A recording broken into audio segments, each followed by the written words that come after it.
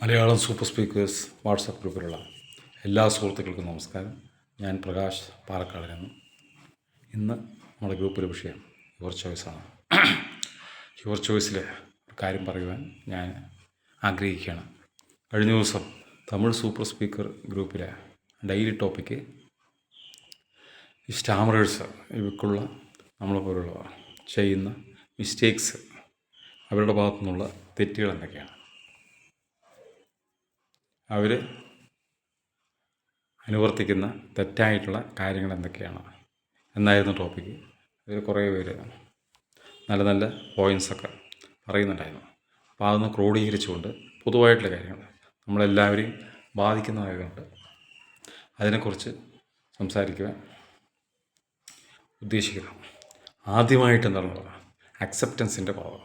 Accept ചെയ്യുന്നില്ല, യാഥാർത്ഥ്യം അംഗീകരിക്കാതെ ഒരു പുറമേക്ക് വേറൊരു വ്യക്തിയാണ്, അല്ലെങ്കിൽ നോർമലായിട്ടുള്ളൊരു വ്യക്തിയാണ്, നോർമലായിട്ട് സംസാരിക്കുന്ന ഒരു വ്യക്തിയാണെന്ന് അഭിനയിക്കുന്നതിന് വൃഥാ ശ്രമിച്ചുകൊണ്ടിരിക്കുന്നു.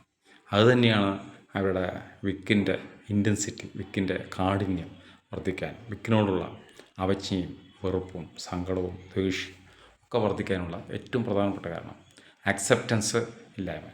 പൂർണ്ണമായിട്ടുള്ള അക്സെപ്റ്റൻസ് ഉള്ള ഒരു വ്യക്തിക്കാണെങ്കിൽ പ്രാക്ടീസും കൂടി വേണ്ട, അവർ 50% വിക്കിനെ അതിജീവിച്ചു എന്ന് തന്നെ പറയാം. കാരണം വിക്കിന് പൂർണ്ണ മനസ്സോടുകൂടി അക്സെപ്റ്റ് ചെയ്യുകയാണെങ്കിൽ വിക്കുണ്ടെങ്കിലും പ്രശ്നമില്ല, മറ്റുള്ളവർ എന്ത് വിചാരിച്ചാലും എനിക്കൊരു പ്രശ്നമില്ല എന്ന മാനസിക നിലയിൽ എത്തിയാൽ വിക്ക് നമുക്ക് ഒരു പ്രശ്നമില്ല.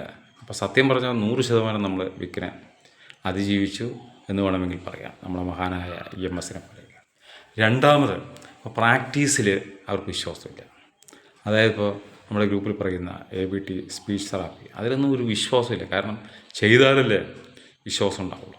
അപ്പോൾ അവർ മറ്റുള്ളവരെ നോക്കിയിട്ട് ഇങ്ങനെ ഇരിക്കുക, മറ്റുള്ളവരുടെ സ്പീച്ചിലുള്ള പ്രോഗ്രസ് ഇങ്ങനെ വാച്ച് ചെയ്തുകൊണ്ടേയിരിക്കും.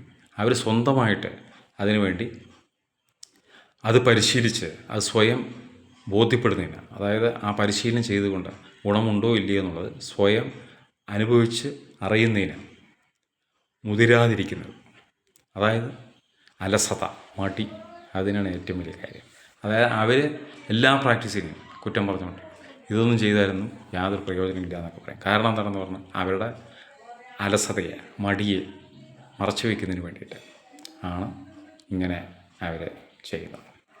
പിന്നൊരു പ്രശ്നം എന്താണെന്ന് പറഞ്ഞാൽ അവർ വളരെ കുറച്ച് സംസാരിക്കുക, അതായത് സംസാരിക്കാനുള്ള അവസരങ്ങളൊക്കെ കളഞ്ഞു കുളിക്കുകയല്ല, അവിടെ ഒന്നും സംസാരിക്കാതിരിക്കുക. ഇനിയിപ്പോൾ സംസാരിക്കേണ്ടി വന്നാൽ തന്നെ 10 വാക്ക് പറയേണ്ടടുത്ത് 2 വാക്ക് മാത്രം പറയുക. കാരണം വിക്കില്ലാതെ 2 വാക്ക് മാത്രം പറഞ്ഞ് ആ സിറ്റുവേഷൻ ഹാൻഡിൽ ചെയ്യാൻ ശ്രമിക്കുന്നത്, അതായത് തൻ്റെ വിക്കിനെ ഒളിപ്പിച്ച് വയ്ക്കുവാൻ ഉള്ള ശ്രമം നടത്തുന്നതിന് വേണ്ടി 10 വാക്ക് പറയുന്നിടത്ത് 2 വാക്ക് മാത്രം പറഞ്ഞ് സംഭാഷണം അവസാനിപ്പിക്കുന്ന ഒരു പ്രവണത. അതുപോലെ തന്നെ ഒരുപാട് ചാൻസ് കിട്ടിയിട്ടുണ്ടാകും, അതായത് പൊതു സ്ഥലങ്ങളിൽ, പൊതുവേദികളിൽ സംസാരിക്കാനുള്ള ഒരുപാട് അവസരങ്ങൾ നമ്മുടെ ചുറ്റുമുണ്ട്. നമ്മളത് നോക്കണമെന്ന് മാത്രമേ ഉള്ളൂ, നമ്മളത് കണ്ടെത്തണം.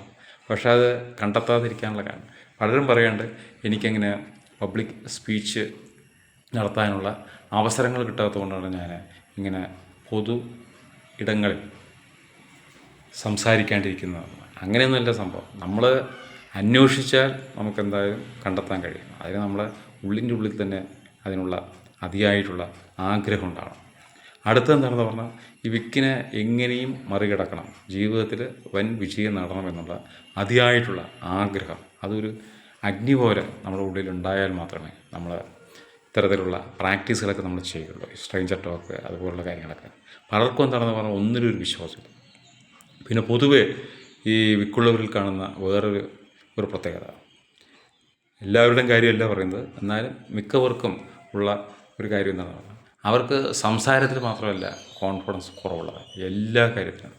ഏകദേശം എൻ്റെ ഒരു ശീലം അങ്ങനെയൊക്കെ തന്നെയാണ് ഞാൻ ആത്മാർത്ഥമായിട്ട്